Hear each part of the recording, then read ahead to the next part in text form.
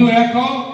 আমরা সব পোস্টার মারা শুরু করলাম, সব বাংলার মানুষ এক হও, হিন্দু মুসলিম শিখ ইসাই আমরা সবাই ভাই ভাই।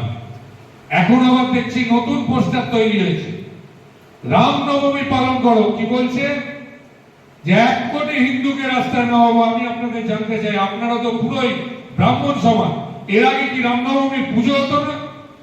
হতো তো পুজো।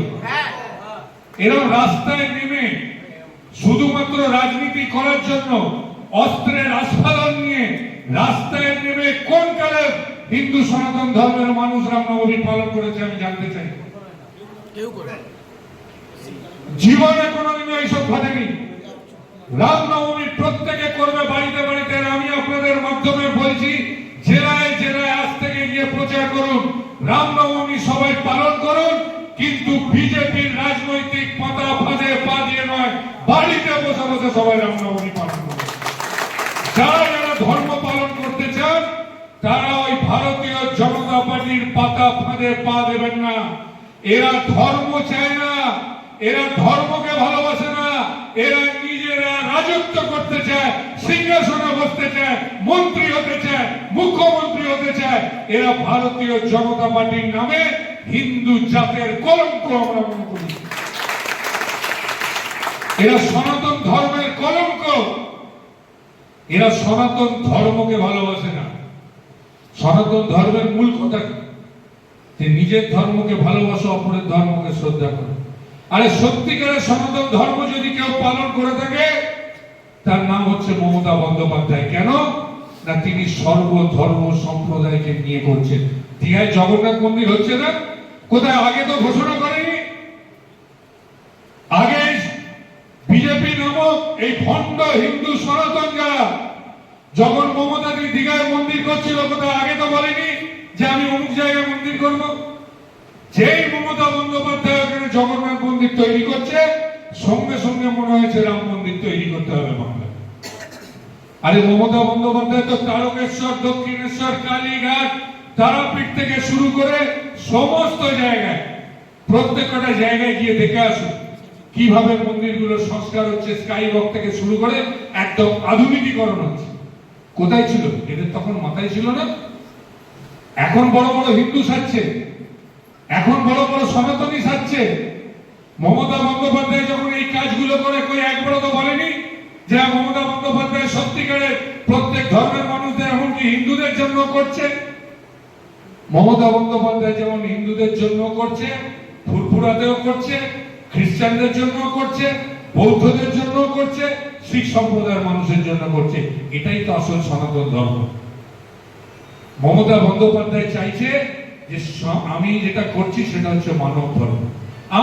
আমাদের শিক্ষা, আমরা যে পরিবার থেকে এসেছি, আমার মনে আছে আমার বাবা ছোট থেকে শিক্ষা দিত যে একটাই শিক্ষা, যে তুই কি ধর্ম পালন করিস সেটা তোর ঘরে করবি, যখন বাইরে বেরোবি তোর ধর্মের নাম হচ্ছে মানব ধর্ম।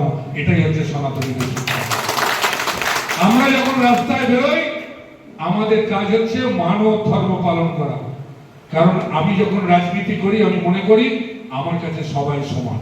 আর এরা বিভেদ তৈরি করতে চাইছে, এরা ধর্মে ধর্মে উস্কানি দিতে চাইছে। এরা আদৌ ধর্মীয়? এরা আদৌ ধর্মীয় কিনা আমি প্রশ্ন করছি। ও আজকে আমাদের বলছে আমরা নাকি জালি। একটু আগে শ্রীধর বলছিল, আরে জালি হিন্দু, এ আবার কি কথা? হিন্দুদের মধ্যে আবার জালি হয়? হ্যাঁ, আপনারা তো ব্রাহ্মণ পুরোহিত, আপনারা সংগঠন বলুন না, হিন্দুদের মধ্যে কোনো জালি হতে পারে? যে বলছে হিন্দুদের জালি, নয় আমি মনে করি তার ধর্মীয় শিক্ষা নেই, আর নয় ইচ্ছাকৃত ভাবে সে মানুষকে ভুল পথে পরিচালিত করার চেষ্টা করছে।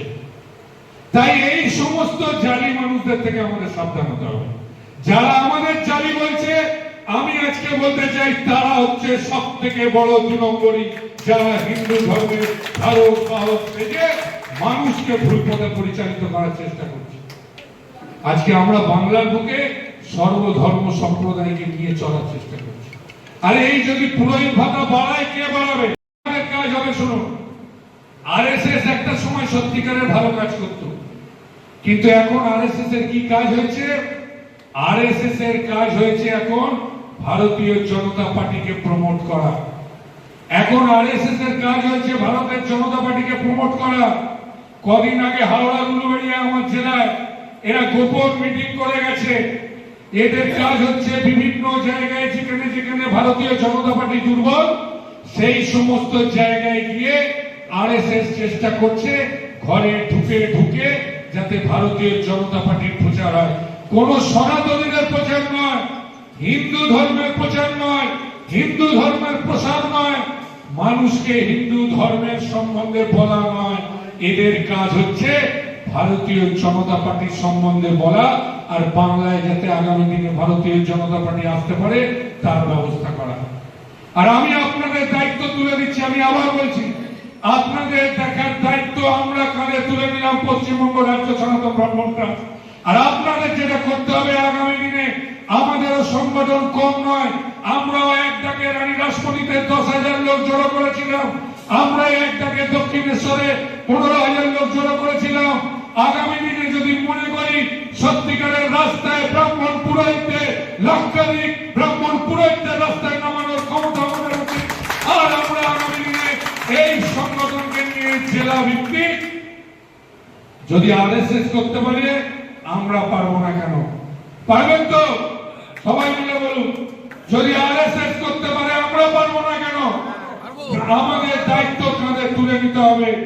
আগামী দিনে জেলায় জেলায় আমরা মিটিং করব, জেলা কমিটি তৈরি হবে, ব্লক পর্যন্ত আমরা পৌঁছে যাব। আর আরএসএস যদি ঘরে ঘরে ঢোকে, পশ্চিমবঙ্গ রাজ্য সনাতন ব্রাহ্মণ ট্রাস্ট প্রত্যেক ঘরে ঘরে ঢুকে সনাতনীদের প্রচার করবে। আর আমরা বলবো আগামী দিনে যারা আমাদের রাজ্যের ভালো চায় আমরা তাদের ভালো চাই। মুখ্যমন্ত্রী মমতা বন্দ্যোপাধ্যায় আমাদের জন্য করছে, আমরাও মমতা বন্দ্যোপাধ্যায়কে আগামী দিনে মুখ্যমন্ত্রীর আসনে না বসানো অবধি পশ্চিমবঙ্গ রাজ্য সনাতন ব্রাহ্মণ ট্রাস্ট নিরলস পরিশ্রম করে যাবে।